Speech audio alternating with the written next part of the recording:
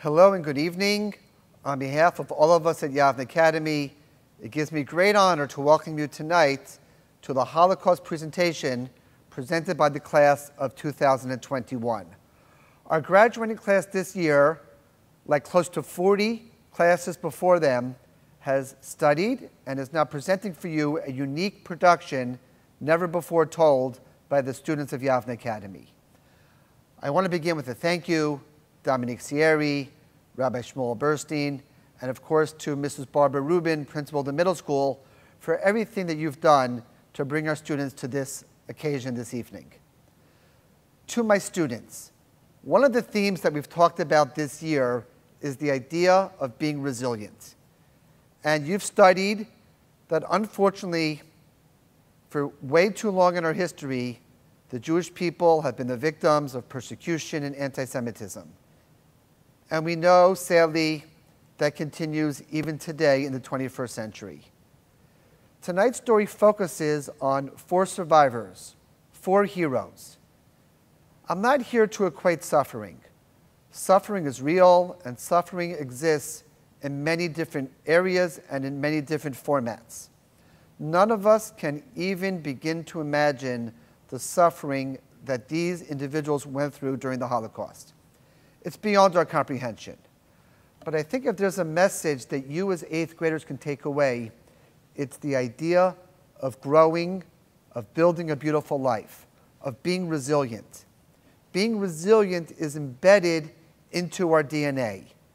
And this year, you've learned that up close. It's been a year probably that none of us could have imagined, none of us would have anticipated, and none of us would have predicted. But you've learned to be resilient. You've found in yourselves reservoirs of resiliency that you did not realize that you had. And you can look at these 4 heroes and take inspiration to build a beautiful life for yourselves and to learn how to draw upon that resiliency that has carried us for thousands of years. So to everybody for joining us tonight, I welcome you, and I hope you'll enjoy tonight's very moving and very meaningful production. Thank you.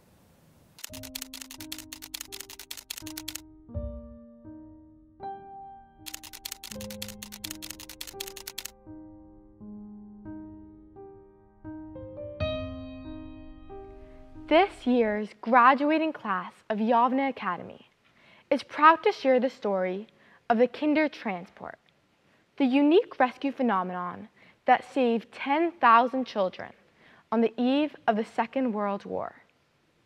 We are blessed to have living Kinder who are willing and able to share the stories of their parents' extraordinary bravery, sending their children to England in the urgent effort to save their lives and their families' posterity. Due to COVID, interviews were held via Zoom. 2 in England, 1 in Toronto, and 1 in person with masks. The class of 2021 is proud to present a docudrama with narration, photos, images, student-created artwork, and music. It has truly been an 8th grade collaboration where history and art offer a deeper understanding of the darkest time in history. Kindertransport means children transport, and its name was given to the mission to save thousands of Jewish children in Germany, Austria, and Czechoslovakia from certain death at the hands of the Nazis. 10,000 children under the age of 17 were saved by the enormous efforts of individuals and religious and secular groups to transport them to the United Kingdom of Great Britain. England was the only country that responded to calls for action to save these Jewish children's lives. Each of our Kindertransport interviewees would not be here today if it had not been for the remarkable effort to bring them to England, saving them from Hitler's campaign to rid the world of Jews. This evening, you will meet 4 of those Kindertransport survivors and hear their stories. Our first 2 stories are from Bernd Koschlin and his sister, Ruth Neuberger.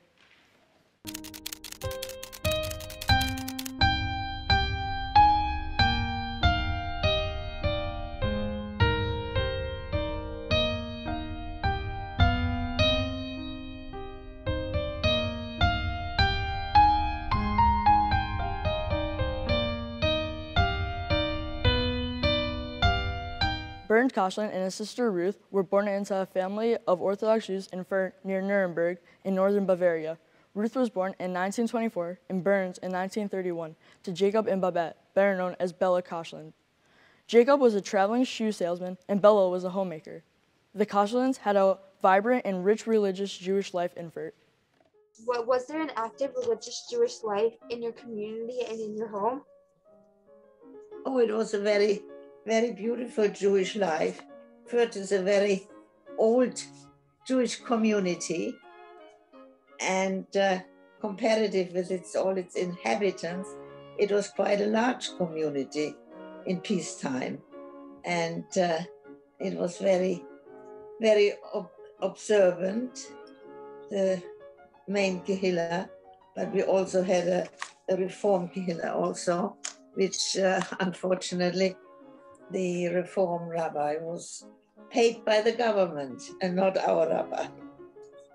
But we had a Jewish elementary school and attached to it a Jewish high school, which was not very often. There was one in Fürth, there was one in Frankfurt, I think. There may have been one in Munich. No, I don't think so. But ours was quite an old school. It was. Where were you born? I was born in a town called Fürth, F-U umlaut R-T-H, in Bavaria near Nuremberg in Germany. How many people were in your family? There were 4 of us: father, mother, sister, and me. My parents were unfortunately perished under the hand of the Nazis. My sister came out as well. She's older than me. I'm the younger baby brother, and lives in Toronto. My father, Oliver Shalom, was very active in the shul to where we went. He was a traditional Yekker, and we were 100% from, traditionally from, and I was brought up to respect all that, to learn all that, even though I was only a little kid, much younger than you are.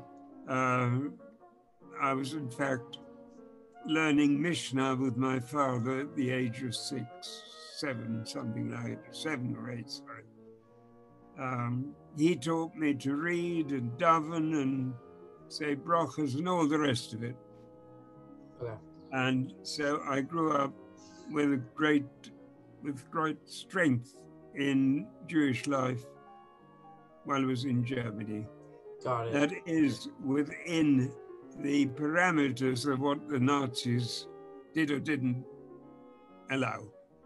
Hitler's rise to power began in 1920 when he joined the National Socialist Workers' Party, commonly known as the Nazi Party. Between 1931 and 1933, the Nazis utilized terror tactics along with traditional campaigning to overcome any opponents. And by 1933, Adolf Hitler attained power. Thousands of Jews left Germany each year, but it became increasingly difficult to get visas out of Germany as countries closed their doors to desperate Jews. The Jews were trapped. German and Austrian Jewish refugees were desperate to flee persecution by the Nazis. In response, the government of President Franklin Delano Roosevelt convened an international conference in Evian-les-Bains to respond to the Jewish problem. It was attended by representatives from 32 countries. Each country took its turn to explain how they were sorry for the Jewish situation and why they couldn't admit more Jews to their country. Lacking political will, the attending nations failed to come to any agreement for accepting Jewish refugees. The only country willing to accept up to 100,000 Jews was the tiny Dominican Republic. While countries endlessly debated the Jewish refugee problem and quotas, Hitler followed through with his diabolical plan of ridding the world of Jews. On November 9th and 10th, 1938, the German government unleashed Kristallnacht, sending shockwaves around the world. The 9th of November became known as Kristallnacht, the night of broken glass. Over 1,000 synagogues were burned, down throughout Germany, Austria, and Czechoslovakia. Jewish homes and businesses were destroyed, violent riots broke out, and 91 Jews were murdered in their homes and in their streets. Jewish hospitals, schools, and cemeteries were destroyed, and communities were demolished. 30,000 Jewish boys over the age of 16 and Jewish men were arrested and sent to concentration camps. But I was still there for Kristallnacht. Yeah. Which was a very scary affair, that they took us out, woke us up in the middle of the night, marched onto a square in town, and separated men, women, and children. That I remember very, very clearly. And my father was taken away with the men, and he was sent to Dachau for a month. But luckily, after a month, he was released. Kristallnacht was a turning point for all remaining Jewish families, forcing them into the most difficult decisions of their lives. If they themselves cannot leave, should they not send away their children? Kristallnacht turned out to be the prelude to Hitler's final solution and the Holocaust.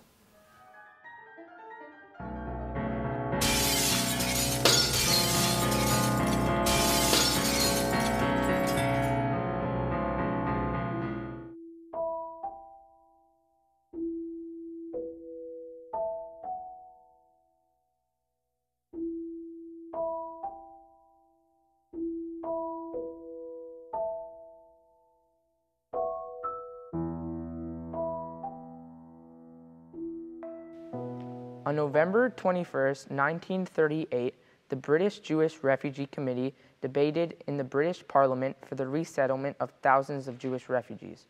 Britain agreed to allow children only up to 17 years of age to come to England for resettlement, with the provisions that 50 British pounds be posted for each child in advance.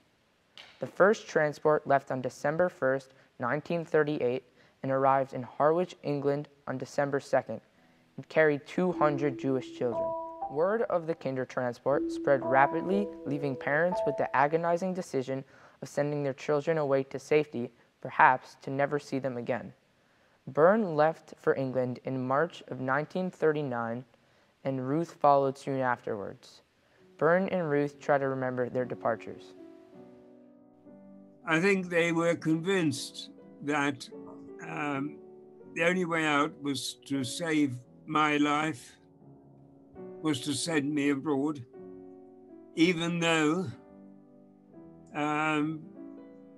it meant sending their young child away. Right. They did that with, I think, a thought in their mind that maybe, because that was a promise they made me, we would join you as soon as we can. Which, don't forget, for a child of 8 and a bit, a promise by a parent is a promise.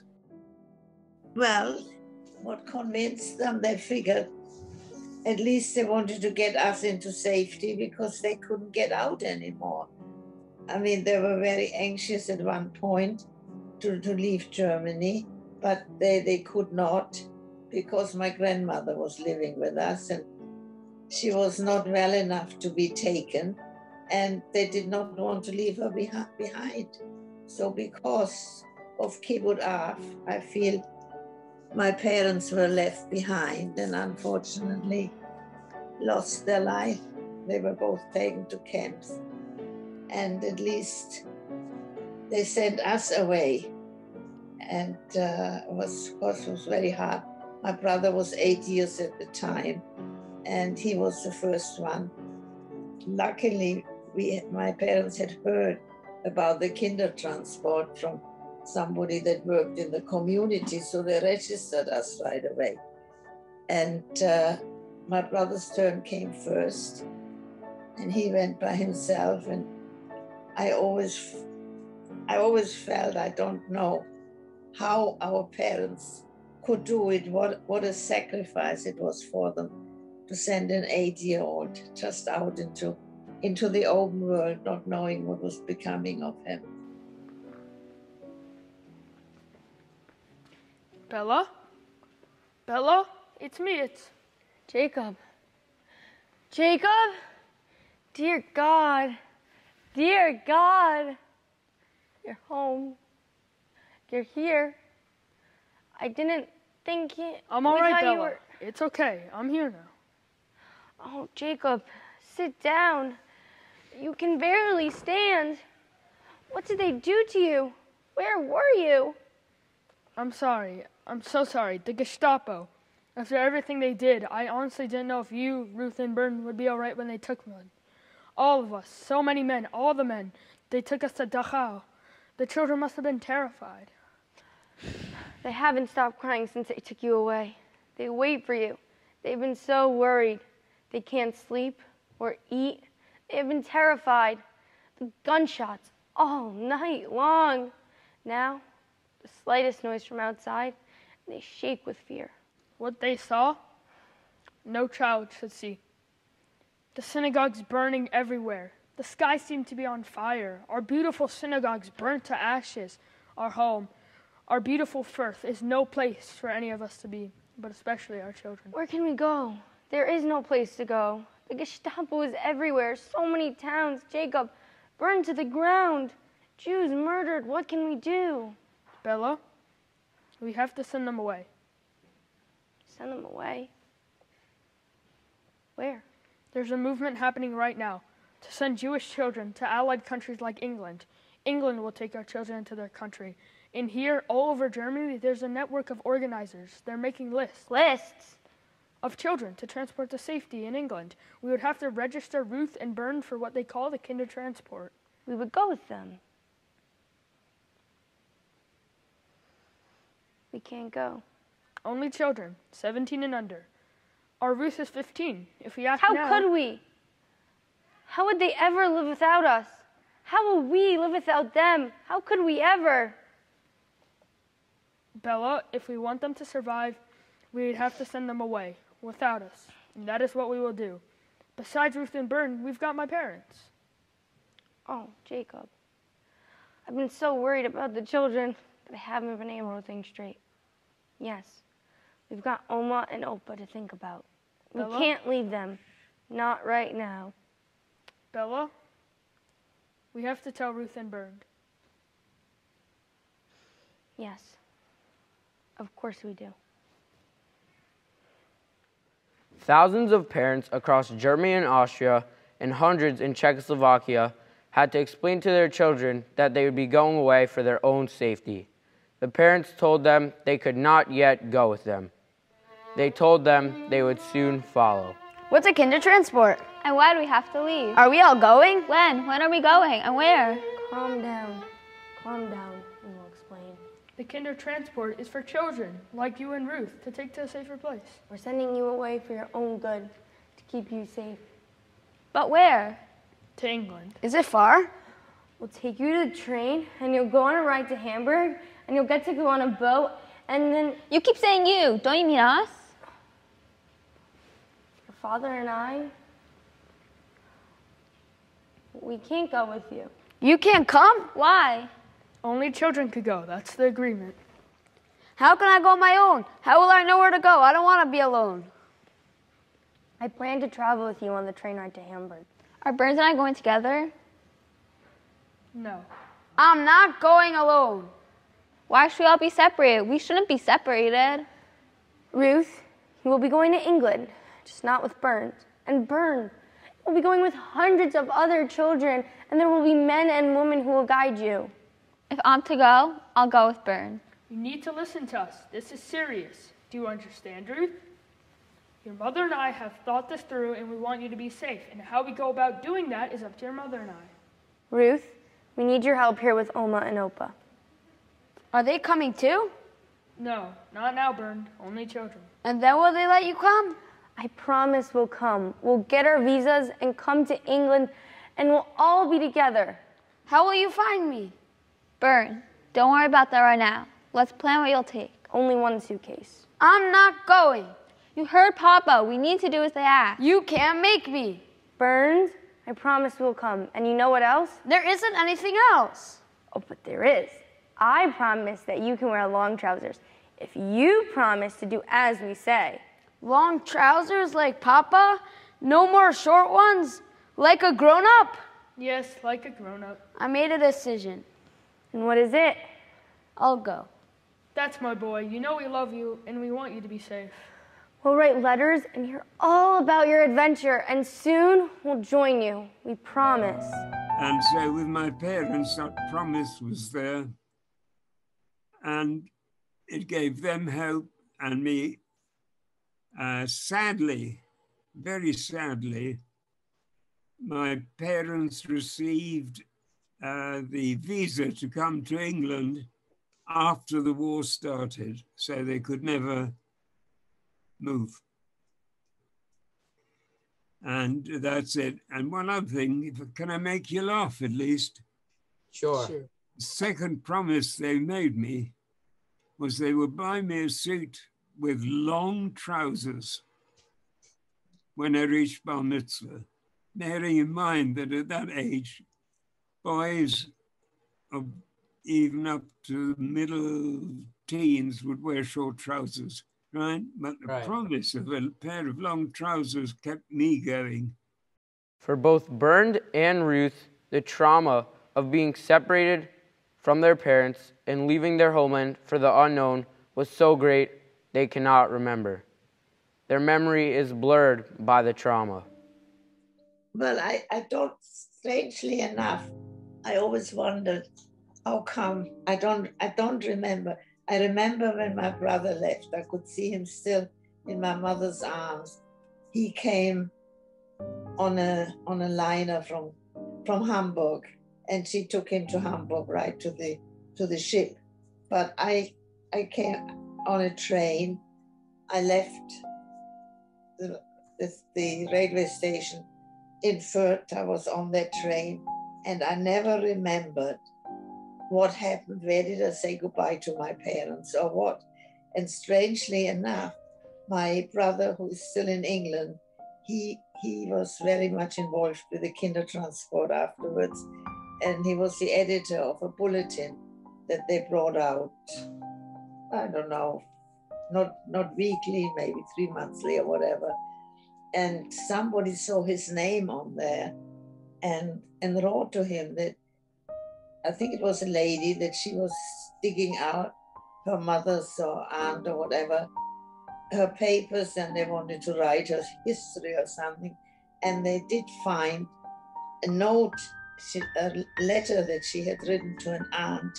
And in it, she said, there was a young girl with me on the Kindertransport, and her name was Koschland. So, and her parents came with her to Würzburg to accompany her. So that's all I know from that letter, and that letter was addressed to my brother, as he was the editor of the journal. You know, she was looking for me actually or something. So anyway, so that's how I realized where I said goodbye to my parents and so on. Bernd Koschland takes a long trip to his new home in England, along with hundreds of other Jewish children. I said goodbye to Mum and to Dad and my sister Ruth on the platform, traveled with my mother to Hamburg. There I boarded a ship, and the next thing I could remember is that I arrived in Southampton, which is the port. We were on a large American liner, the SS Manhattan, which went regularly from Germany to New York via France and England. And the next thing I remember is landing up in my first place in England in a hostel on the coast in a town called Margate. Bernd arrived in England on the SS Manhattan.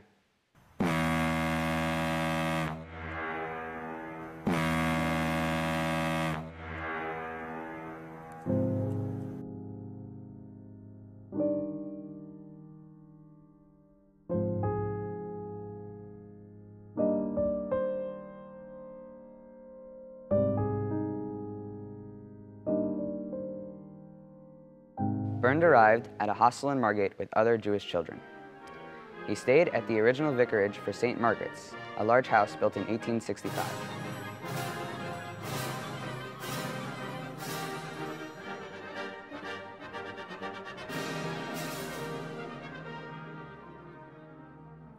Bernd attended the Royal Grammar School. But it's a town on the coast. I went to a Jewish hostel there. My first memory of England,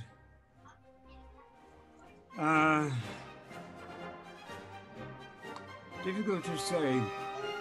Getting used to another form of life, walking along the coast, which is something I never did, learning a new language, and also much more important, for the first time in my life, living in a hostel, I had to live with 40 or something like that, 50 youngsters.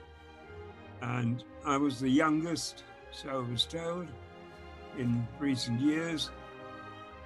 And I had to get used to it and to make my life as a young Britisher, if you can put it that way. I went, my first impressions were basically, apart from living in a hostel, going to the cinema, what do you call it in America, not a cinema, pictures, film, for the first time in my life, because we were forbidden to go there in Germany. An American film called Gone with the Wind. And also just learning a bit about England and learning a little bit about English money, not that I had much. Buying stamps, buying sweets, and something that I don't think you would know in America, or wouldn't have known, is starting to collect cigarette cards. Cigarette cards were, do you know what that would be? Yeah. These were, if you had a packet, you know, of cigarettes, let's say this side, you had a little card inside the size of a visiting card with pictures of footballers or ships or airplanes, and you'd collect them very much like stamps. When you got to England, did you feel safe? And also, did people treat you with respect even though you're Jewish when you got there? Well, the boat that I came on there were 80 of us on board, so we all came as a Jewish group. The hostel that I came to was run by an organization called B'nai B'rith. I don't know if you ever heard of it. A Jewish organization started in America. And the hostel I was in was a Jewish hostel. I don't really recall how Orthodox or not it was, but I was there, and that was it. The Orthodoxy in my town, etc. It went right down, because even in that hostel that I was in, I cannot recall very much Jewish education.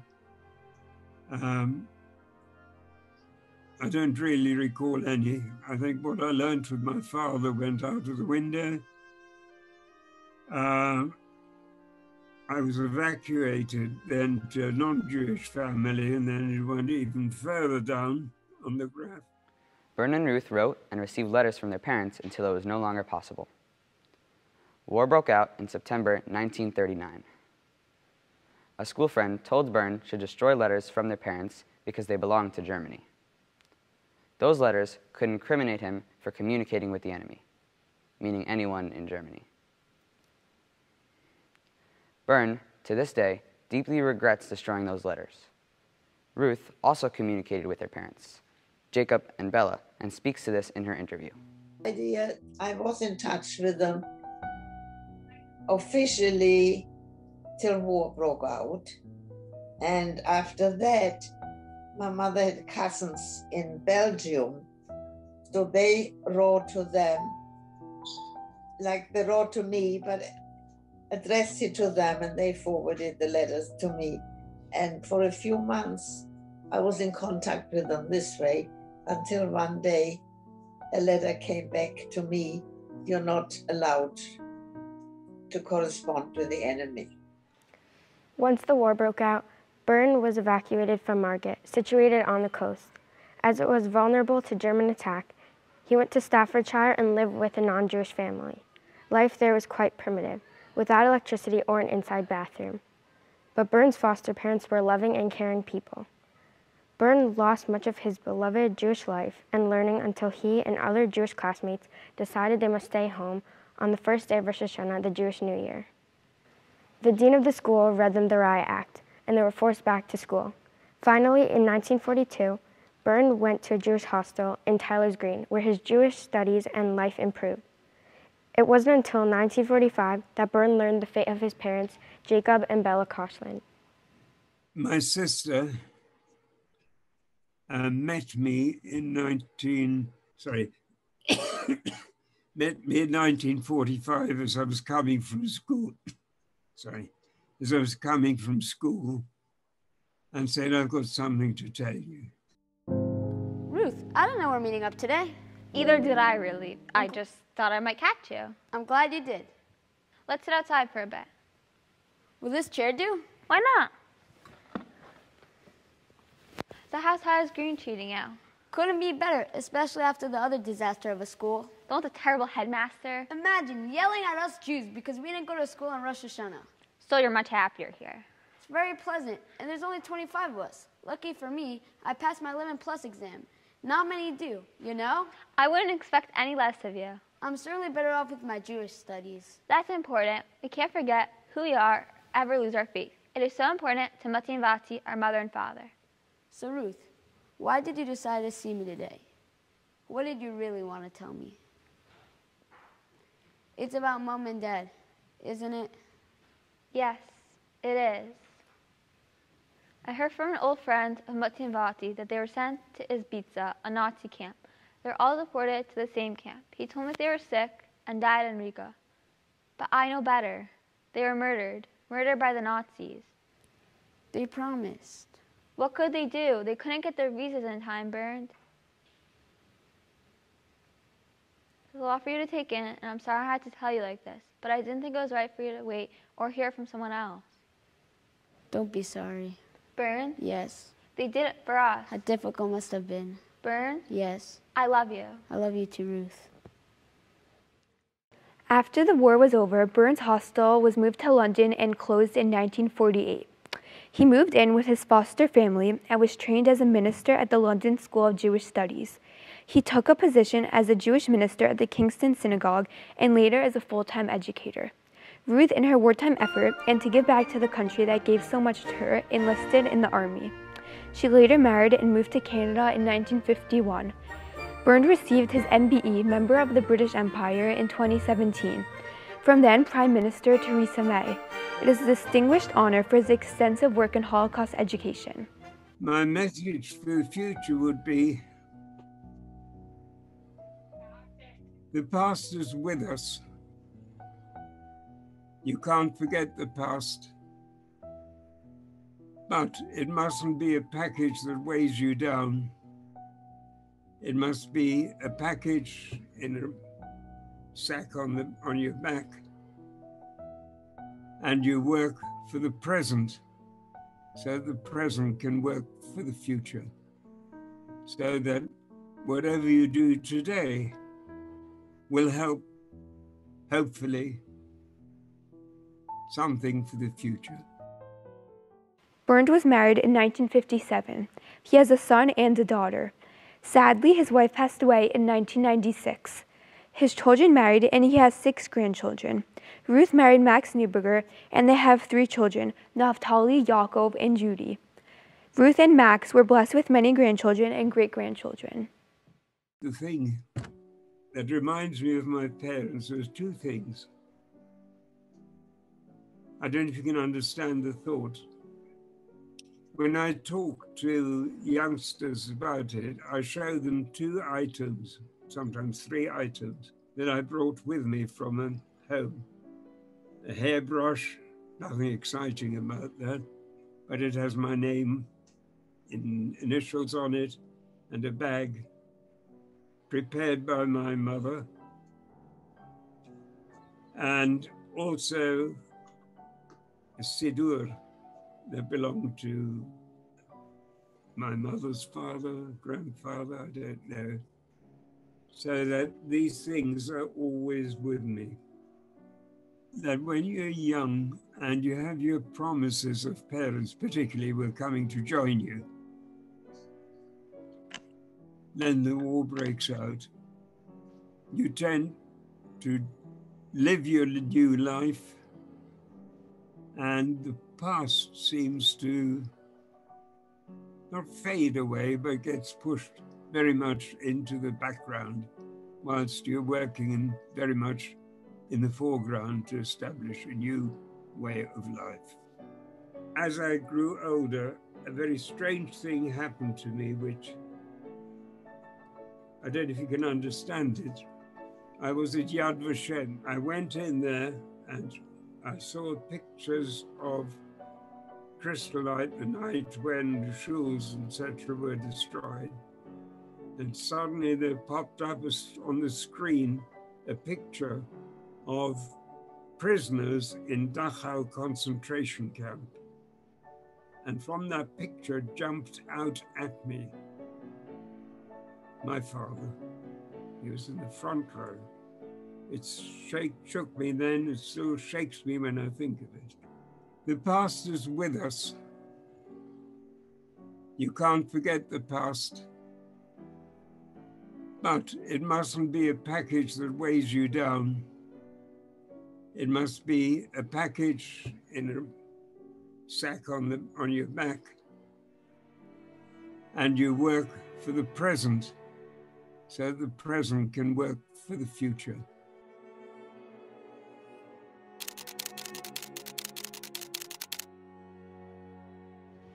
Jenny Michael was born in Frankfurt, Germany on April 3, 1931, to Dr. Ernest Freeman, an internist, and Eva Freeman. Dr. Freeman was born in Hosov, Czechoslovakia in 1897, and Eva was born in Hamburg, Germany. Jenny is the oldest of 5 siblings. John, born in 1932, known as Rabbi Chaim Freeman, who lived in Israel until he passed away in 2016. Alfred, born in 1934, and Ruth, who became an endocrinologist, now retired. Olga Rachel Freeman Steiner, born in New York City in 1943, were born in Germany. Sadly, Rachel passed away a year ago from COVID-19. Jenny and her siblings enjoyed a rich religious Jewish life in Frankfurt. Their father, Dr. Freeman, was an officer of the synagogue, which they attended faithfully.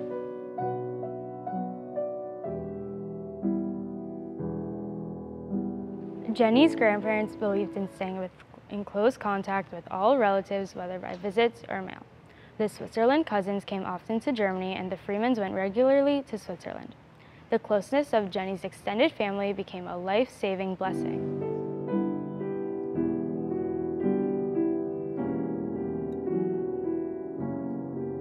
Frankfurt am Main, where the Freemans lived, was a banking and economic center in Germany, and home to a significant Jewish community long before the Holocaust.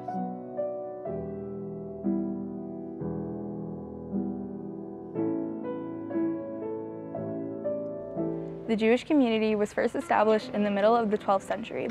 After a period of persecution, in 1360, Jews were encouraged to resettle, receiving protection. By the mid-13th century, the city had started to gain a reputation as an international trade fair center. The community continued to grow. In 1613, an anti-Semitic guildmaster expelled the 1,390 Jews, but Emperor Matthias ordered the Jews brought back with honors and a military. By 1709, Jewish population increased to 505 families. The Frankfurt Jewish community became the center of the Torah im Derech Eretz philosophy under the steady and loving guidance of Rav Samson Raphael Hirsch. Rabbi Hirsch introduced a way to harmonize the new opportunities, wisdom, and high culture of the modern world with time-honored tradition and faith of Torah Judaism. The city was also home to the family of Mayor Amschel Rothschild.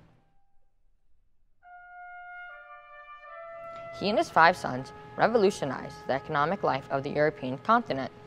As the years went by, the Jewish population increased, with a total of 29,658 people in 1925. The Jews played a prominent role in the economic and political life of the city, as well as cultural and scientific progress of the city. The family of Anne Frank also lived in Frankfurt before they left to Amsterdam. The violent and tragic Holocaust storm destroyed Frankfurt Jewry, as it did to Jewish communities across the continent. Jews were first expelled from their jobs as lawyers, doctors, actors, singers, journalists, and artists, and encouraged to leave. Jewish stores were boycotted, and an increasing number of Jews became impoverished. The story of the downfall of the Jewish community in Frankfurt am Main, the second largest Jewish community in Germany between the years 1933 to 1945, is emblematic of a Holocaust-era period, a devastating and tragic one. Jenny Michael witnessed her community synagogue burn. Well, I watched the synagogue burn, and they were stamping on the Sefer Torah on the floor there, because we lived in the rabbi's house near the end. Jenny Michael saw and understood that there was danger from the Nazis in the streets of Frankfurt, and, like so many other Jewish parents, Kristallnacht was a turning point. Well, they sent all the Polish Jews to Poland, and the Poles wouldn't take them, and they sent them back, and they came back Friday evening. And my father was a doctor, and he went to take care of all the sick people on those trains that came back. And my mother sent over all the Shabbos food that had been made for Shabbos.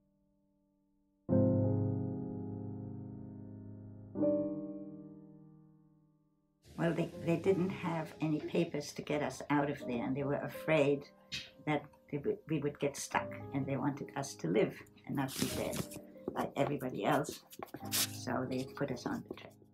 The Freemans were a tight-knit family. Jenny's grandparents always stayed in close contact with all relatives.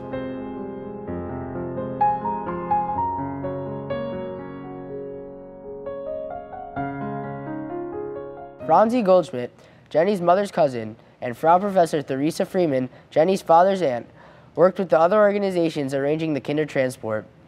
The Gestapo kept a close watch over the operations, making sure that no one got onto the Kindertransport unless registered, and that each transport had the exact quota. After Kristallnacht, Theresa and Franzi visited Ernest and Ava. It was no ordinary family visit. The children are so young. How will they stay quiet? What if the Gestapo finds them? They'll stop at nothing. They'll count and recount. It's too big of a risk. Ernest, it's too big of a risk to keep your children here in Frankfurt. There is no doubt the Gestapo will find you and your children here, sooner or later. I can promise you, they won't find them with Franzi and me. But what if, Teresa? Do you trust Teresa and you trust me? Francie, of course we do, but I can't help think of the worst that could happen. Ruth is only 3, Alfred's 6. John and Jenny might be able to stay quiet, but it's too terrifying, especially after Kristallnacht. For them to see or hear a Nazi might make them cry out. We've been transporting children all ages, including babies, for months without incident. We know how the Gestapo works. Why can't we just pay for the next transport? Ernest, that would be a terrible risk. You can't wait any longer. The children must go to Switzerland, and they've got to be smuggled onto the transport.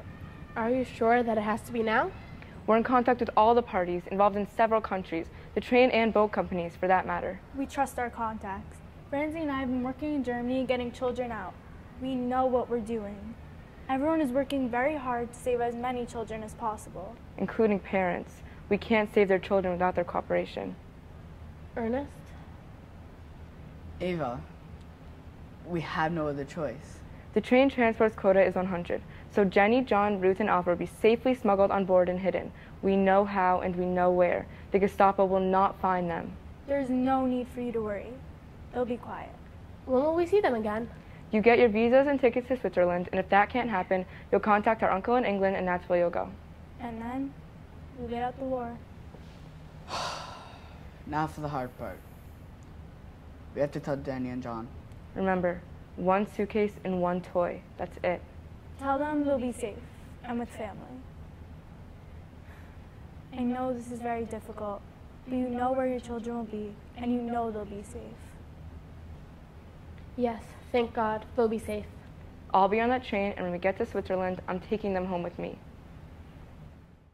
Jenny was allowed to pack one suitcase and take one toy. I got all new clothes to take along, because everybody could take one little suitcase. And each one of us got new clothes to take along. And we could take one toy. So I had a very big doll which I had to leave behind. I have to go away. Leave Frankfurt. Papa and Mama are making me go so I can be safe. They can't come with me and John and Ruth and Alfred. We all have to leave. Just not Mama and Papa. I know I have to do what they tell me, but I don't want to. I feel like my mind is fighting my heart. Do you ever have that? I worry that somehow I'll get lost, separated from everyone, and that I'll never see my family again. This is very difficult for me. I don't want to lose my family.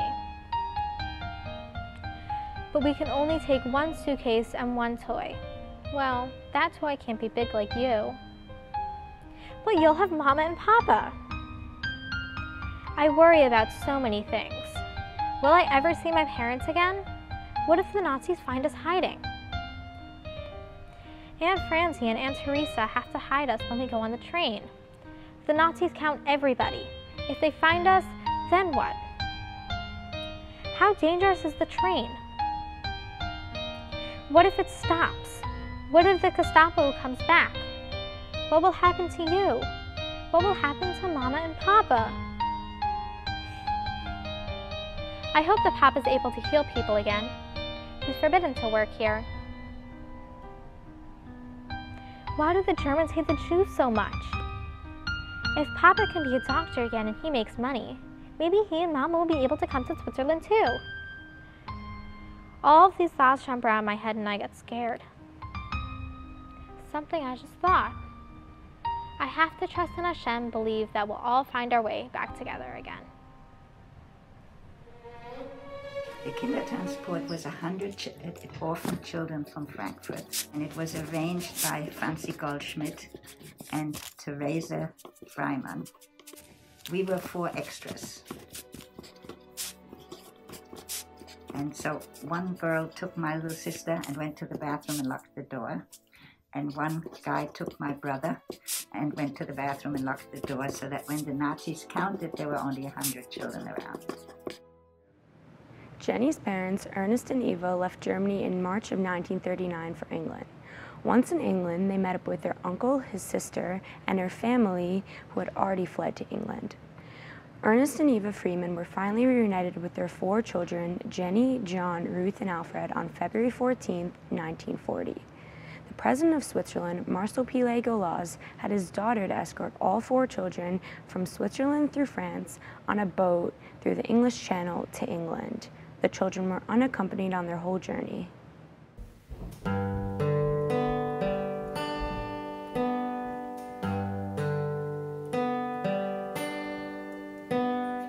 The Freemans stayed in England until August of 1940 when they left for the United States.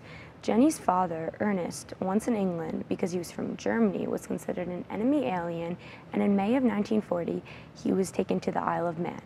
There, he was interned with 2,000 to 3,000 other people, mostly Jews.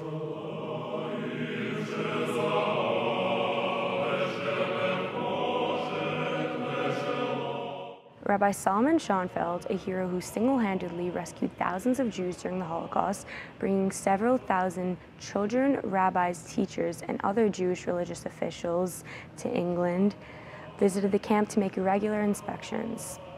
While Jenny's father was held on the Isle of Man, his cousins in America were working on getting the whole family entry permits to the United States. Finally, in August of 1940, their permits came through and the Freeman family was scheduled to leave to England on a Saturday at the end of August on the ship the Cameronia.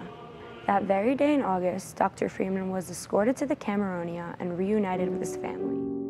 The Freeman family arrived in New York and lived in Manhattan. Dr. Freeman worked repairing sewing machines until he received his USA medical license. He worked with another physician at his practice on 96th Street and Central Park West. Jenny married in 1953 to Kenneth Michael, and they had 4 children, Jacob, Shira, Daniel, and Naomi Mandelbaum, who works at Yavna. We're grateful to Mrs. Mandelbaum for helping us with her family's history, arranging an interview with Jenny Michael, and all of the beautiful family photos. Jenny's husband, Kenneth, passed away in 1998. Today, Jenny has 17 grandchildren and at the moment, 50 great-grandchildren. A beautiful blessing, all due to the Freemans' close family ties and deep love of each other, their deep faith, the bravery of Teresa and Francie, and the selflessness of Dr. Ernest Freeman and Eva Freeman.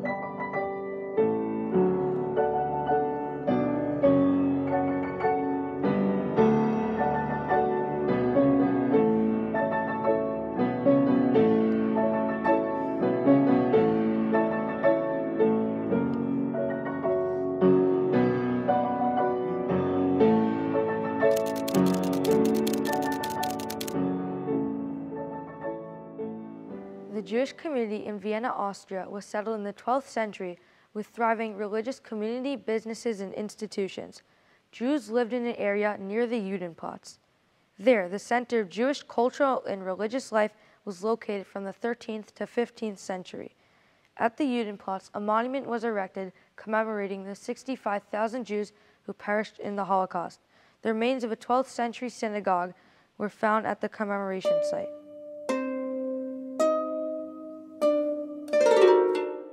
For many centuries, Vienna produced outstanding Torah scholars and masters of halacha, Jewish law, such as the Or Zarua. In the period between the 2 world wars, 50,000 Jewish refugees from Galicia and Bukovina greatly increased the size of the Jewish community to 176,000 people and 60 synagogues. Vienna was home to Theodor Herzl, Peretz Smolenskin, and Nathan Birnbaum, all leaders and writers in the early decades of the Zionist movement.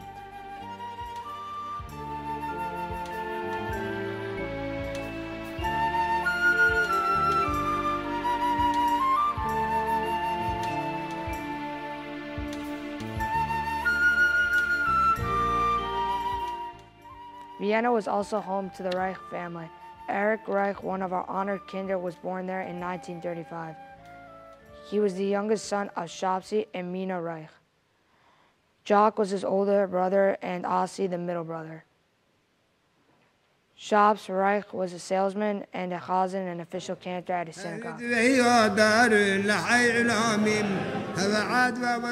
Reichs enjoyed a rich and Jewish life in Vienna with the other Jews. This was a welcome change after having fled Poland in 1919 to Vienna to escape violent anti-Semitic pogroms. Pogrom came into popular usage to demote an organized violent government attack against Jews. Jews endured thousands of pogroms over a 40-year period. Jewish homes and synagogues were destroyed. Tens of thousands of Jews were murdered in just the year 1919 to 1920. Those who survived were often reduced to poverty, having lost their homes, lands, and belongings. The Jewish people became a scapegoat for the misfortunes of others and were blamed for political, social, and religious unrest and economic calamities.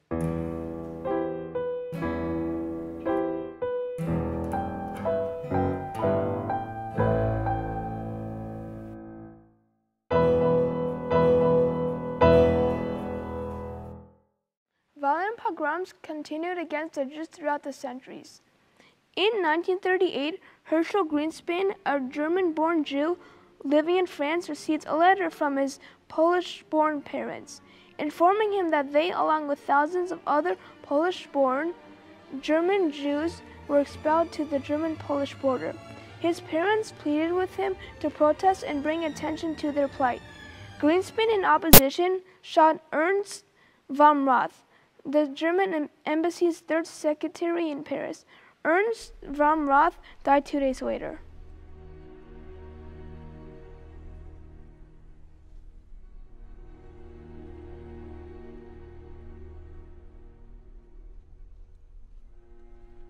Greenspan immediately turned himself in.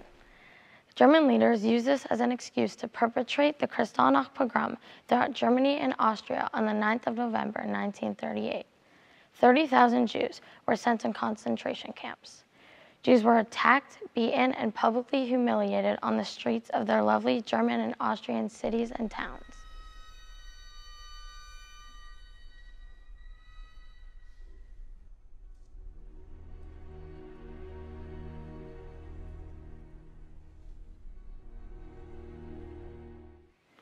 In a matter of a few months, 2/3 of the Viennese Jewish population had fled. During Kristallnacht, 49 synagogues were set on fire and others destroyed. Remaining Jews, including the sisters of Sigmund Freud, were later deported to ghettos and to their deaths in death camps.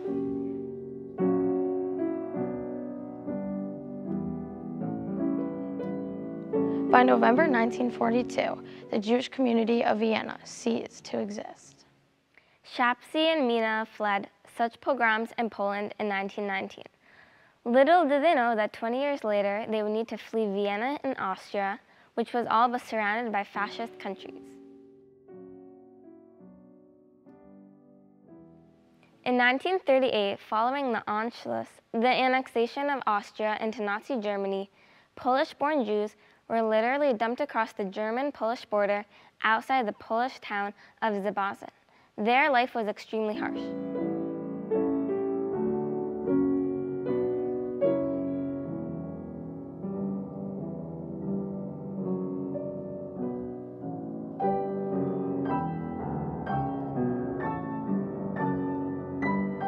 Eric's parents were forced to make the difficult and painful decision to send the boys to England.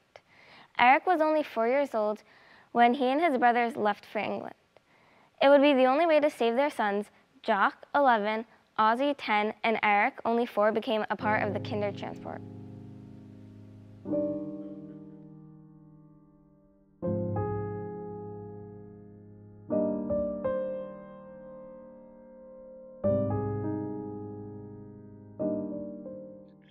Well, actually, you see, we were separated straight away. One, my oldest brother, Jacques, he came on a ship in June, I think. And Ossie, the one nearest me, he was 6 years older than me.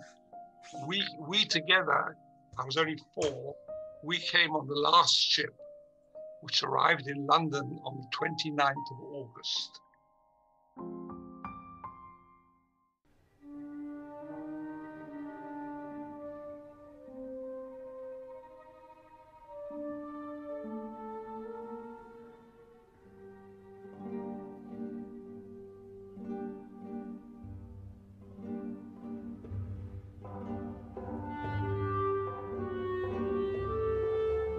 Mina, we need to talk. I know. It's no longer safe here. Are we safe nowhere? We came to Vienna to live without fear. We left Poland to live a life in peace here, to escape anti-Semitism. And now, it's no longer safe here. It's as if it follows us. It all feels too familiar. We've had 20 good years here. How are we to know? We've had a good life here. No longer. When do we leave? Right now? How? What about the children? Our parents? I don't know, Shops. We can't risk another pogrom like Kristallnacht. Hitler is fully entrenched in Austria now, and you come for us all. We've heard his speeches and read what he writes about us. How are we going to leave? What about visas and... Our only chance for the children is with the Kindertransport. We can get Eric, Ossie, and Jock a passage on a ship to England. And we'll all go? I see. It's the only way to protect them. The only way. But Eric, he's 4. How will he ever understand? How will Ossie or Jock agree to go without us? They have to go. It is the only way to keep them alive. I know life will be difficult, but life is better difficult than no life. Mina, as soon as we can, you and I will go. We'll get our passports and go to England. How will we find them? Who is taking them in? Will they be safe? We'll be in touch with them through letters. We'll send letters to them, their foster parents. Foster parents? I have to give my children to someone else? It will be temporary. Our children will be safe. I have to go arrange the passports. The sooner the better. Shops. We have to tell them. Poor little Eric. He's just a baby. A baby who will one day become a man.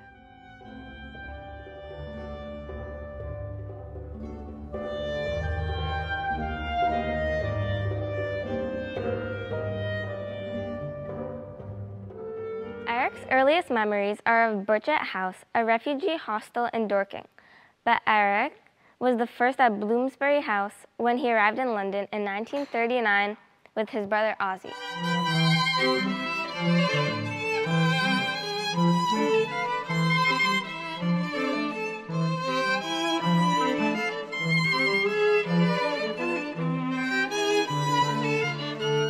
Bloomsbury House took in dozens of refugees that were all Jewish except for one, and that was the Krybecks, political refugees who had fled Germany because they were socialists. Burchett House was donated by the British classical music composer Ralph Vaughan Williams, a generous and kind man who clearly understood the need to save these many refugees' lives.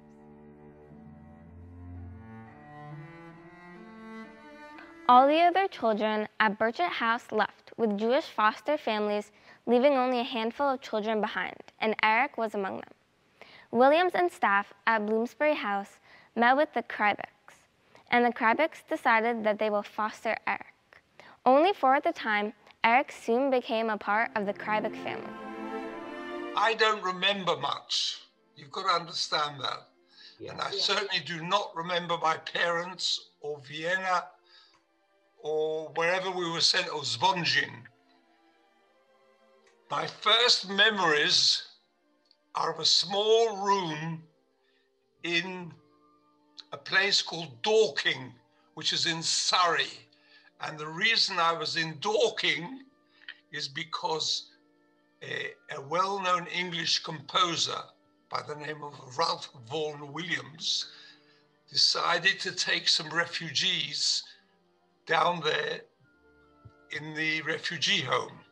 Now, the refugee home is called Burchett House, and it was donated by the Duke of Newcastle for the duration of the Second World War. And in this house, all the couples, there were quite a few rooms there, and all the couples were Jewish, except one couple, one refugee couple who came from a place called Sudetenland, which is the German-speaking Czechoslovakia. All the children that were there found relatives or people to take them. I was left on my own. I was only about 4.5, getting on for 5. So the couple who were not Jewish took me. Now, they fled because they were socialists. Yeah. Now, so they took me in, and they had 2 sons. One stayed in Czechoslovakia, Sudetenland, and the other one came to England. But they were workers. And all they did was to work in the sawmill, not very far from the town that we lived in. Eric started his life with his foster family. He felt safe and was loved and looked after. But he was raised as a Christian. Years later, he was reunited with his brother Jock at age 11, a brother he had not even known existed. This shocking revelation changed Eric's world. And the first time I met my brothers was about 7 years later, when I was outside playing, and my oldest brother, Jacques, who's about 7 years older than me, he came on his bicycle and asked me where Mr. and Mrs. Krybeck lived. Now, they were my foster parents. So I told him. I took him up, and I went down, continued playing whatever I was doing, and then my foster mother, Emily has her name, she came down and said, you know, you do realize, but that was your brother. And after that, of course, I understood that I was not Christian, although I had been going to church. I had been going to Sunday school. I knew all the hymns, but I was Jewish. And this couple were not my parents. They were my foster parents.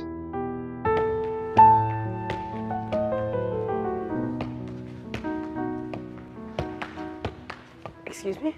Yes? You wouldn't happen to know where the Krybeks live, would you? This is it, right there. Let me show you the entrance. This is it, right here. Just go up those stairs to the first floor, and it's the door opposite the stairs.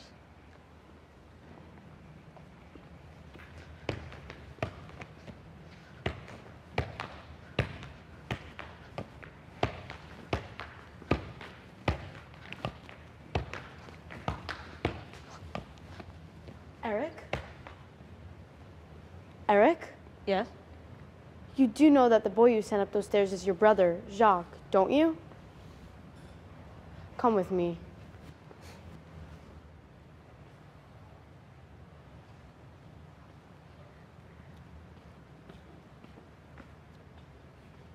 Eric?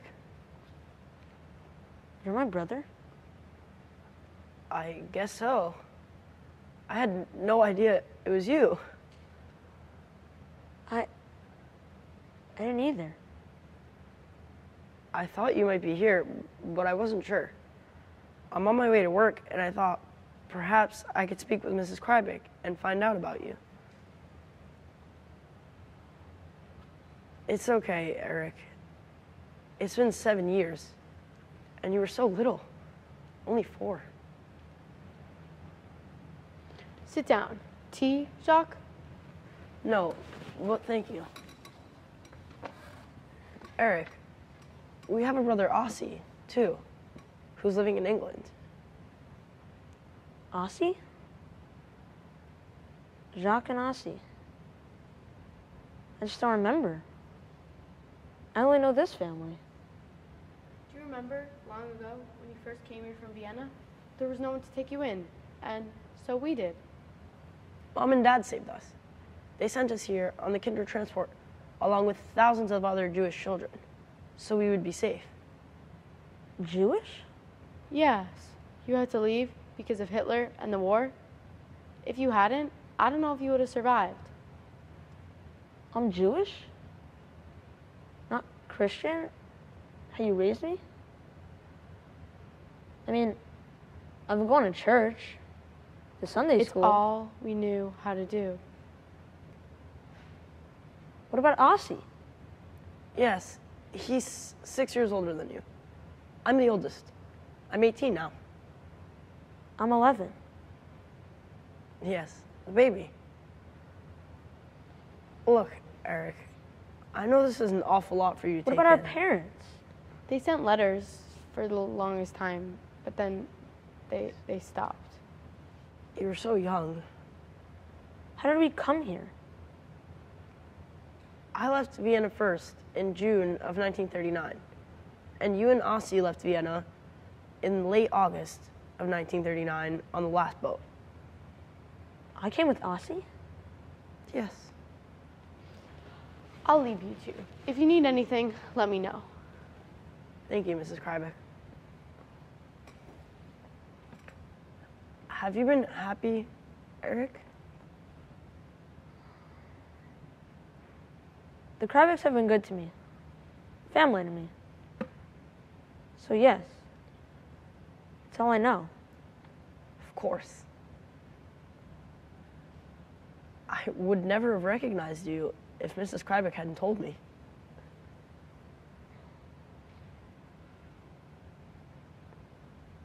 Why can't I remember?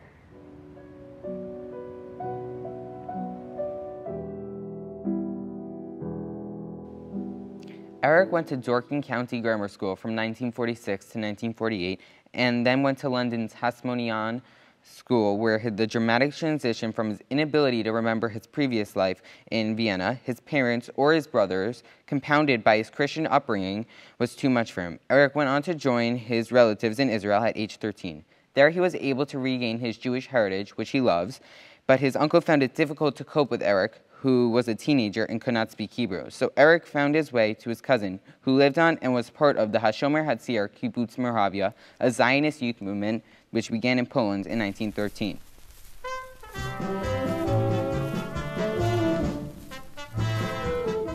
At 18, he joined the Israel Defense Forces and served as a paratrooper and officer in the 1956 Sinai campaign to put an end to terrorist incursions in Israel.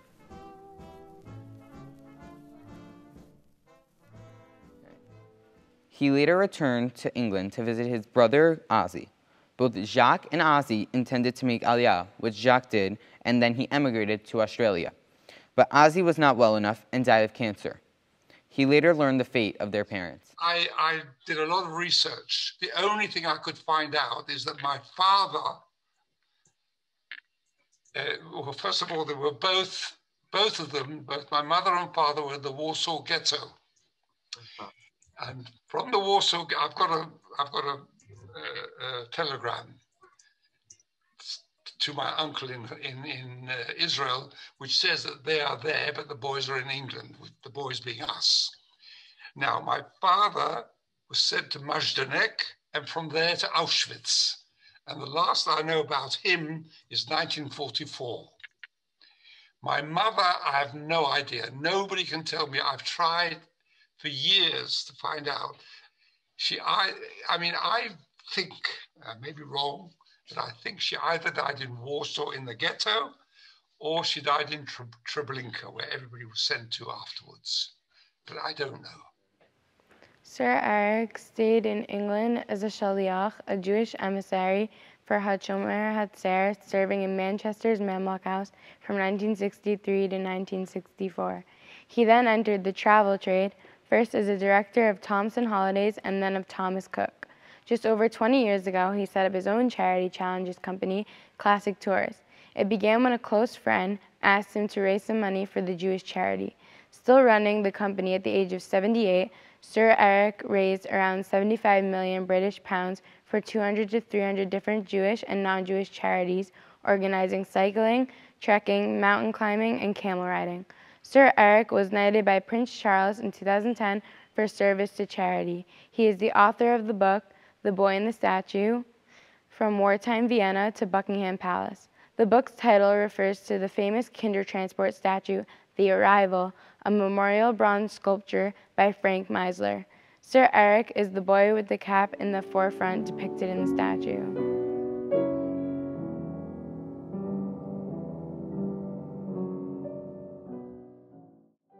Sir Eric lives in Highgate, a London suburb, with his wife Linda. He has 5 children.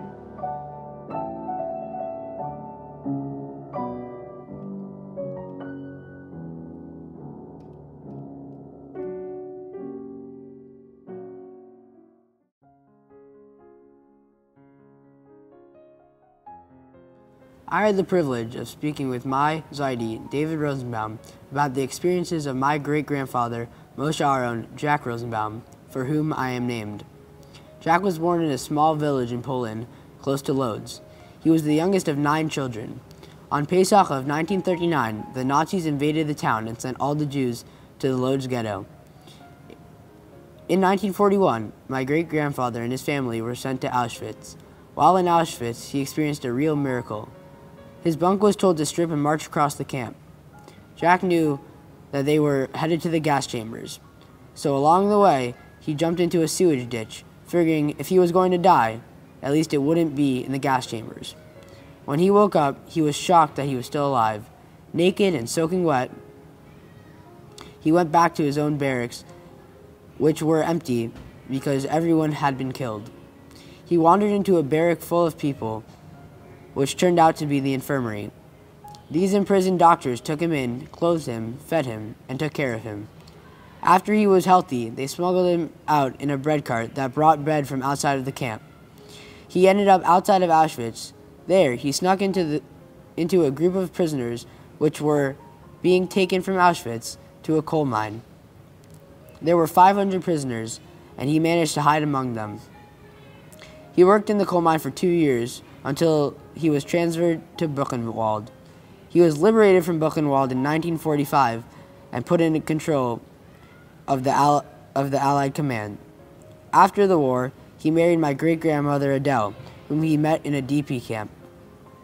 They had 3 sons. My Zaidi, David Rosebaum, was the youngest child. My Zaidi has made it priority to ensure that his children and grandchildren know his father's story so they can pass it on to future generations. I am very proud of my connection to my great-grandfather, Moshe Aaron Jack Rosenbaum. It was a great privilege to get to know my great-grandmother, Esther Kahlbach-Halberstadt. She was born in Leipzig, Germany, December 1922. She was raised as the youngest child in the Kahlbach family. The Kahlbach family was a very wealthy family before the war, but the Germans stole most of their wealth during the war. After Kristallnacht, my Oma went to her parents to ask them to sign the papers that would let her go on the Kindertransport. Her father cried and her mother was disappointed, but eventually he said yes and he signed it. She went on the Kindertransport with a bunch of other children. The children were sent to England, where they stayed in summer camps during the winter until they got taken in by families. My Oma was taken in by a knowledge's family, but luckily they had a Jewish maid that helped her keep Judaism. She learned that her brother was killed in a concentration camp and her father died of sickness during the war. After the war, she got married and had 4 children, the oldest of whom is my grandmother, Tilly, and also my sister's namesake. My Oma passed away last summer with over 35 grandchildren, over 200 great-grandchildren, and 8 great-great-grandchildren. She always knew everyone's name and asked us how we were doing. I'm so glad I got to learn her amazing story, which she put in a book later on in life. My Oma, Esther, and I are connected.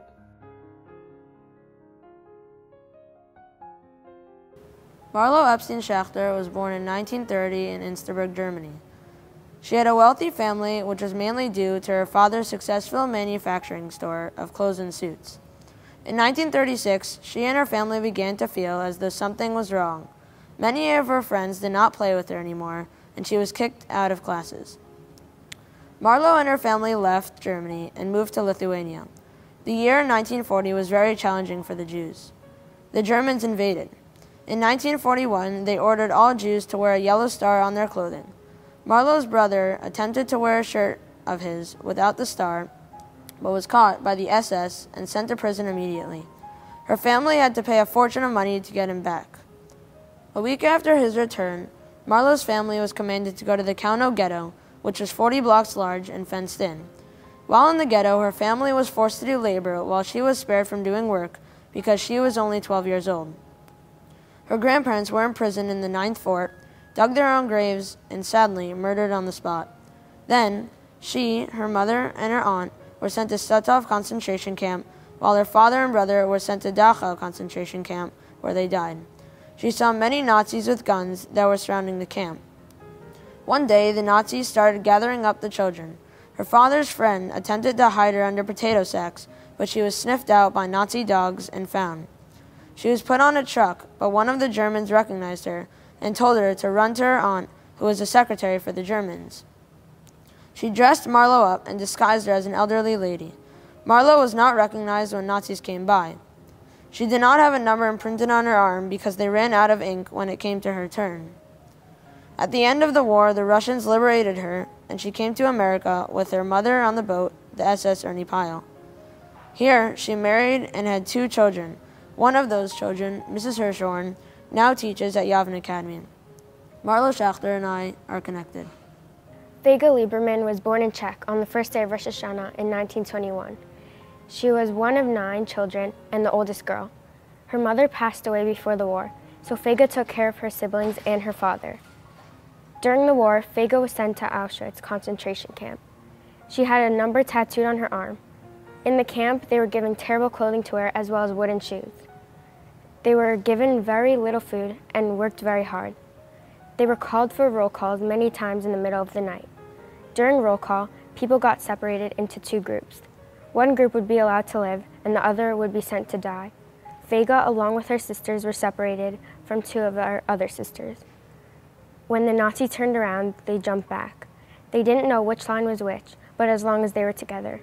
so Vega stayed with one of her sisters and the other two went to a different line. Vega and her sister went to the line that stayed alive, but the other two were sent to the line that burned to death. One night in the camp, they were sleeping on cold cement floors, and Vega's leg got frozen to the floor. She was taken to a hospital and was very sick. Her sister brought her food that she needed.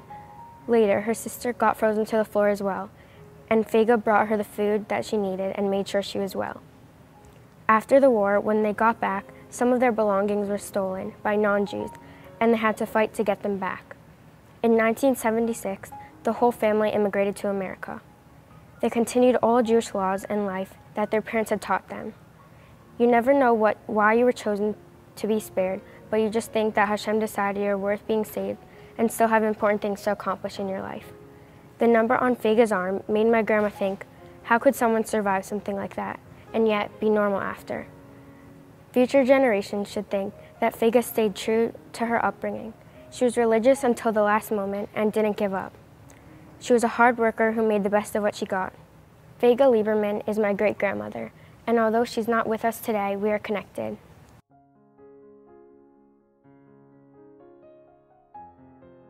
Joe Klein was Elinoa Asayag's great-great-uncle on her father's side. Mr. Klein and all his siblings were taken to Auschwitz from Munkac, Hungary. His older brother Herschel and sister Miriam died in Auschwitz. He and his other siblings were slave laborers. They survived and found each other after the war. Mr. Klein tells the story of the last time he saw his sister in Auschwitz. While he was waiting to be told what to do on the first day, he saw a group of people walking. He thought they were men at first because their hair had been shaved off. After a minute, he recognized his own sister, Elinoa's Bubby, and a few other girls from his hometown. It was very cold out, and they were only in thin clothing that the Nazis had given them. He ran into the barracks and found a few sweaters which he snuck out under his shirt and brought to them. If he had been caught, he would have been killed. His sister, Elinoa's Bubby, always said that if it weren't for him, she would have frozen to death on the first day.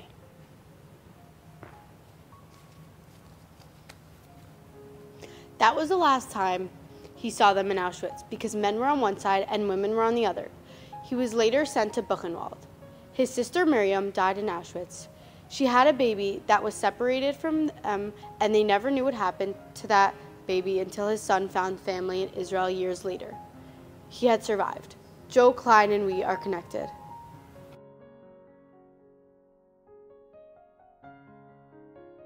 Esther Bela Goldner-Ganz lived in Negresti, Romania. In 1944, the Jews were gathered by the Nazis, and she was sent to Auschwitz-Bergen-Belsen, while her husband was sent off to slave labor.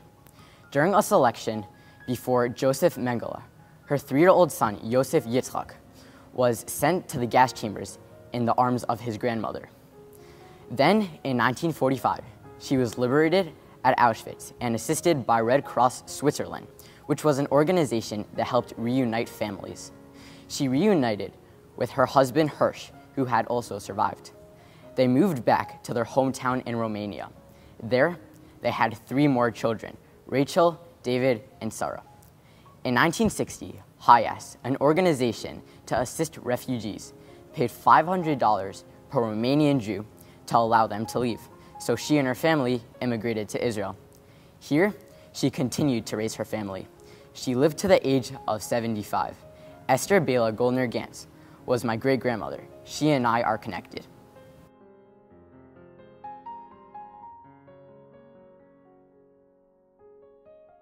I was honored to speak with Dr. Froelich about her grandmother, Edith Haberman.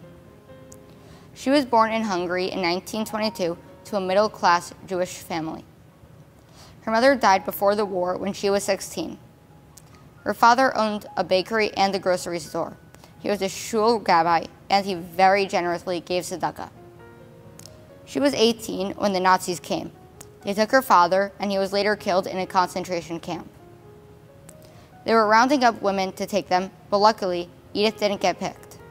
She was able to get false papers from Raoul Wallenberg and lived in his protective house for a few weeks until it was no longer safe. Then she got new false papers, changed her name, and got a job at a hotel. But Edith was almost caught there by the Nazis.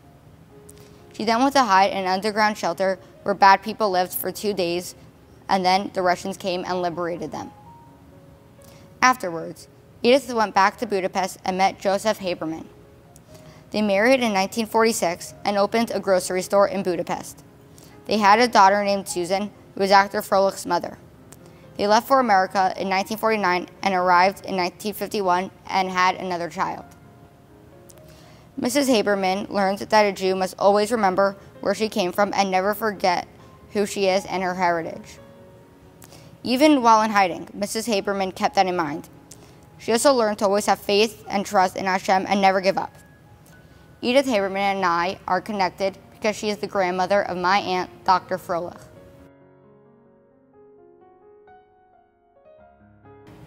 I had the honor of speaking with my wonderful grandmother about her mother, Ilanka Garfunkel. Ilanka was born in 1927 in a small Hungarian village. She was the oldest of 6 and was very protective of her family. The year before the war started, her father was taken away for forced labor for the Hungarian army, so she had to take care of the family from a young age. In 1944, they were sent on a long trek to take the 3-day train to Auschwitz, during which her grandmother died. She spent 3 horrible months in Auschwitz. On Yom Kippur, the Nazis lined up all of the starving, miserable slaves in the freezing rain and laughed at them, saying, "Where is your God now?" After the war, she spent some time in a displaced persons camp, and she was then reunited with her father and some cousins. Her father made arrangements to smuggle them to Austria and then to France on student visas. She always said, "Why did we survive? God had something in mind for us." She taught us to be brave in the face of impossible hardship, to have deep belief in Hashem, and to always have hope that you can rebuild your life. I am connected to my great-grandmother, Ilanka Garfunkel.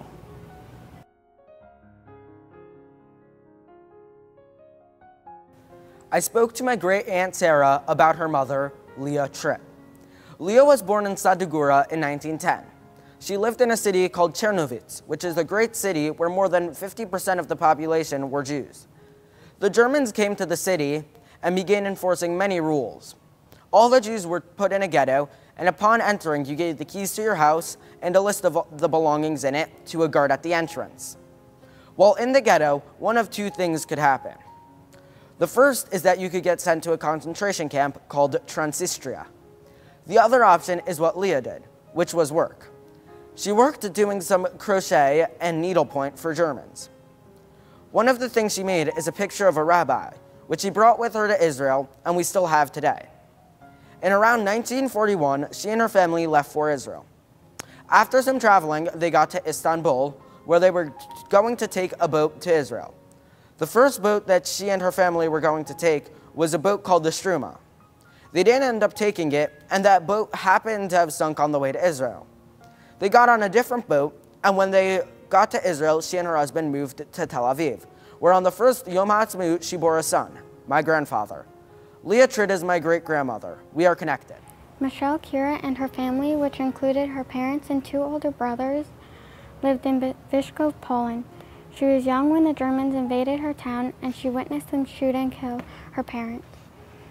That is really all she recalls of Vyshkov. The Nazi persecution affected her family by killing all of her other relatives. Her town was taken over, and all her documents, including her birth certificate and family records, were destroyed. She was able to escape through the woods in Siberia. She hid there until after the war, and in 1946, she and 9 other children were sent to Palestine. But because there was no state of Israel yet, they were not allowed to enter due to English law. Michelle and the rest of the children were interned in Cyprus for 8 months until they got pardoned by England. She entered Palestine in December 1946. The whole group of children were sent to Gan Shmuel in northern Israel. She met her husband Uzi Hira there, and they were married for 52 years. Michelle is my softa, and we are connected. I spoke with Mrs. Rubin about her mother, Mrs. Helena Ronneberg-Wasserman. She was born in Poland on May 10, 1926. She was one of 4 daughters. She and her older sister Rachel survived the war. They spent the war in Skarjak, a slave labor camp where they worked on parachutes. Mrs. Wasserman was convinced she had developed a way to sabotage those parachutes. Mrs. Wasserman saved her sister's life while they were in the concentration camp. They were on separate lines to take showers. Mrs. Wasserman pulled her sister over to her line. The other line did not exit the showers. After the war, she was in Bergen-Belsen, a displaced person camp where she met her husband. They had a son while in the camp and came to America in 1950. They had 2 children, one of whom is Mrs. Rubin. Helena Rodenberg Wasserman and I are connected.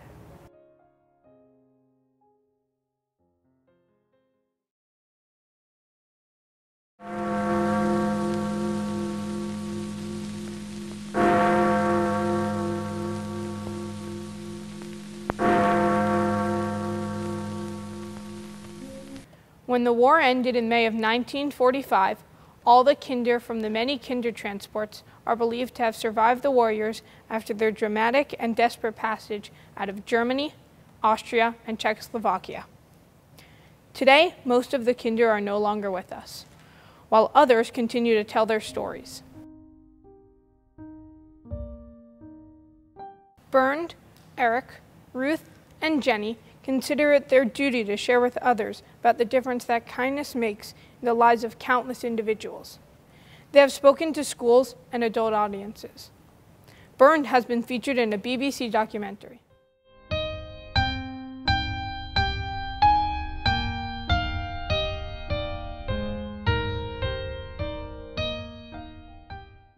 Mrs. Ruth Neuberger, one of our featured kinder, shared several times, "We are not the heroes. Our parents were the heroes. When I see an 8-year-old child, my own great-grandchild, or a stranger child in the mall, I wonder, how did my parents do that? Send away Bernd so young a child. I don't think I could do it."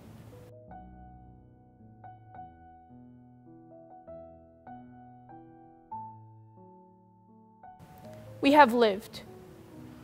We built successful lives. We have large Jewish families. That is undoubtedly what our parents hoped for, what they wanted in deciding to make the impossible decision to send us away. The estimate is that a full 66% of the Jewish parents who gave their beloved children away did not survive to see them again. Miss Jenny Michael is among the lucky third, kinder, whose parents also managed to escape and later reunite with their children.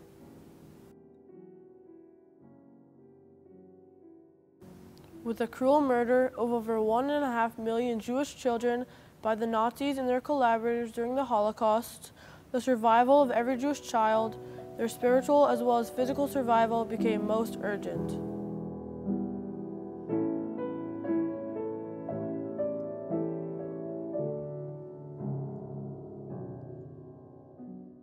Some rescuers were satisfied in the physical rescue of the children. Others worried for their spiritual lives as well. A woman whom we did not meet, a kinder from Munich, Germany, was Bertha Leverton of blessed memory. She is prominently featured in the Warner Brothers documentary Into the Arms of Strangers. She was 15 at the time her parents sent her away on a transport to England. She speaks about this existential challenge. Raised in an observant family, Bertha attributes the survival of her Jewish identity to her parents' blessed escape during the war. They were reunited with their children in England. Her parents quickly and forcefully removed her from the English family who had taken her home and turned her into their maid. This was a rare but not unheard of consequence of being sent to strange and new circumstances. Bertha spoke of the near erasure of her Jewish identity as well as that of her brother and sister. Her adopted parents made it extremely difficult and rare for Bertha, her late brother Theo, and Inga, their sister, to visit the Jewish community or to even attend synagogue.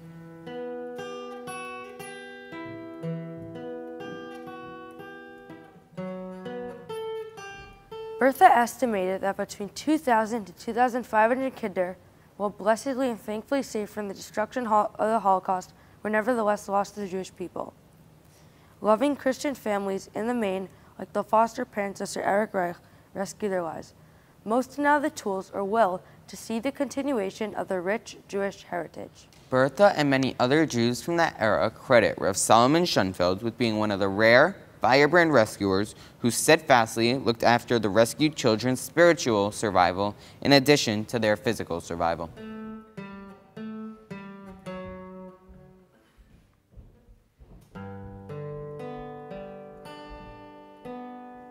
He worked an astounding 20 hours a day during the war years to rescue the children and support them spiritually as well as physically.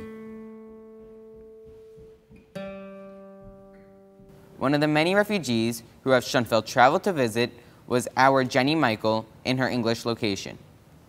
He personally arranged his own additional Kindertransports for over 750 children.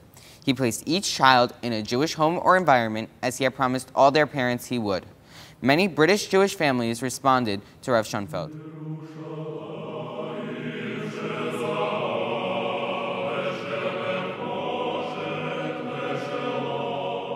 How did this entire fascinating story of rescue come to the world's attention? What we do not learn from the award-winning documentary, and what we would like to acknowledge lovingly now, is Bertha's key role in ensuring that the world learn of the Kindertransport rescue saga.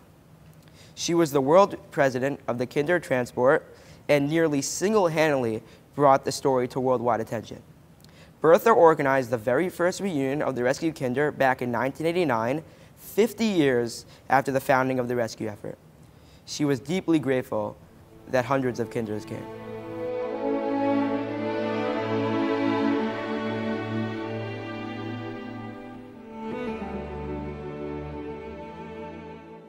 Bertha followed that up with an even more spectacular reunion 10 years later in 1999.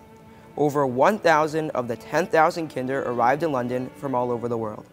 Warner Brothers Studios learned of the epic saga and historic 1999 reunion that was about to take place. They sent a crew to London, rented space across the street from the convention center, interviewed hundreds of Kinder, thereby making the film. Bertha passed away very recently, in December of 2020, at 98 years of age. She made Aliyah approximately 10 years earlier and spent her last years near children, grandchildren, and great-grandchildren who are in Israel, and near her sister Inga, also one of the Kinder. Bernd and Eric both knew and affectionately recalled Bertha and her central role in Holocaust memory. She was honored by Prince Charles before she left to Israel.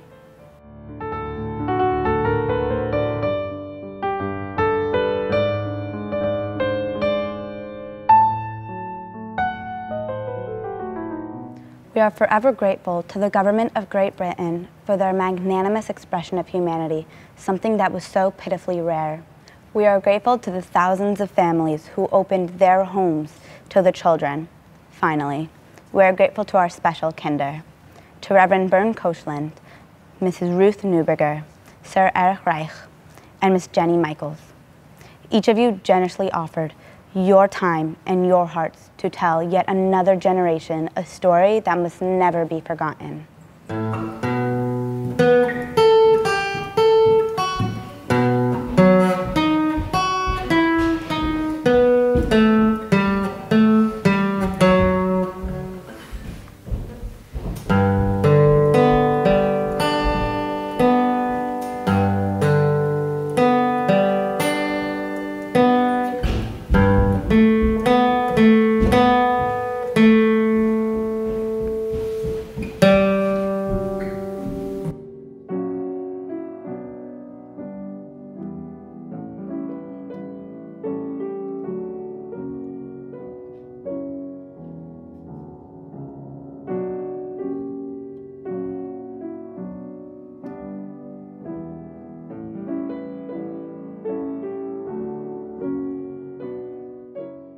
As with any great accomplishment, the production you have just seen would not have been possible without the help and support of numerous people. The graduating class of 2021 hopes to be remembered as a group of young adults who faced another year of COVID with emunah and with strength. Tonight's play has been vigorously supported by our head of school, Rabbi Jonathan Knapp. Rabbi Knapp, Your Mesirat Nefesh on behalf of Yavna during this extremely trying set of circumstances humbles us all. You are the captain of our mighty Yavna ship, which has faced stormy and mighty waters this year as well as last. You somehow made time to teach us in the morning after tefillah and to address us at important milestones along the way, to encourage us, to strengthen us, and to enlighten us. We don't pretend to understand all that you have done for us, but we want you to know that we are grateful beyond words alone. We want to call special attention to Mrs. Barbara Rubin. Mrs. Rubin, we honestly do not understand where in the world you found the time to help manage, facilitate, and guide us each step of the way. Your own schedule has been intensely busy, non-stop, room to room, teaching, coverage, and school-wide shepherding of the hundreds of Yavna Talmidim and Talmidot. Due to the deep and rare challenges of this year, it's beyond anyone's imagination for us to have been blessed to have you in our presentation, and yet you were there. It is due to your profound love for us and your commitment to education and Shoah memory that we benefited from you so meaningfully. Our Akara Tov will never be sufficient. Mrs. Kazam, thank you for guiding us in recreating artwork to represent the lives, homes, and realities of the Shoah. We approached the project with trepidation. Would we be able to capture the emotion and history? And yet, you made sure we did. Thank you for always taking us beyond our own expectations. Mr. Adam Bromberg. Adam, your participation this year was absolutely vital. We are gratefully mindful of the fact that had you not insisted on making yourself available, we would not be sitting here this evening watching a successful docudrama that brought honor to the Shoah and all of us great nachas and kavod as well. Our graduating class is the second to endure the formidable COVID challenge. We were unsure we could continue the noble Yavna Academy tradition of paying tribute to the Holocaust and its essential memory. From the very moment that you cheerfully, enthusiastically accepted the task, we were able to hope for the beautiful and professional product you helped us share. There was even greater challenge this year than last. Your impressive and professional talent and management over an impossible number of parts, some of which were new, such as our student music production, fit together a 1,000-piece puzzle of great complexity. You helped us see. Im tirtzu zu lo agada. We are very grateful. Thank you, Rabbi Burstein, for educating each one of us in our own way. We hope we will bring the Jewish community, our families, and you, our Rebbe, great happiness, greater than all the pieces combined. Your understanding of the Shoah, the pain and suffering that the Jewish people experienced, are shared with us through your teachings. You extend kavod, respect, and care to each individual who is portrayed. Under your direction, we become the individuals whom we represent. Thank you for guiding us to celebrate the lives of Mr. Bernd Koschland, Mrs. Ruth Neuberger, Sir Eric Reich, and Mrs. Jenny Michael. They survived the Kindertransport and were zocha, privileged to begin their lives anew. Their past, and the past of Holocaust survivors and those who perished, must be remembered. Rabbi Burstein, thank you from the Yavne graduating class of 2021. Elie Wiesel shared that in Jewish history there are no coincidences. It is truly no coincidence that Miss Dominique Sierry found her way to Yavne Academy many years ago. To write a play is an incredible task. To teach children how to write a play is unbelievable. Yearly, Dominique, you meet with a group of novice 8th graders who want to take on the challenge of playwriting. You mold us through sharing your love of language and your integrity to present a story clearly. You then walk us through our roles. Rehearsal after rehearsal, you ensure that we embody the lives that we are representing. The performance reaches a conclusion. The writing is completed. The scenes performed. Music and art perfected. But the additional gift you bestow upon us is greater than all the pieces combined. Your understanding of the Shoah, the pain and suffering the Jewish people experienced, are shared with us through your teachings. You extend kavod, respect, and care to each individual who is portrayed. Under your direction, we become the individuals whom we represent. Thank you for guiding us to celebrate the lives of Mr. Bernd Koschland, Miss Ruth Neuberger, Sir Eric Reich, and Miss Jenny Michael. They survived the Kindertransport and were zocha, privileged, to begin their lives anew. Their past and the past of the Holocaust survivors and those who perished must be remembered. Your being with us is not a coincidence. Rather, we need you and the compassion you bring to our Holocaust presentation.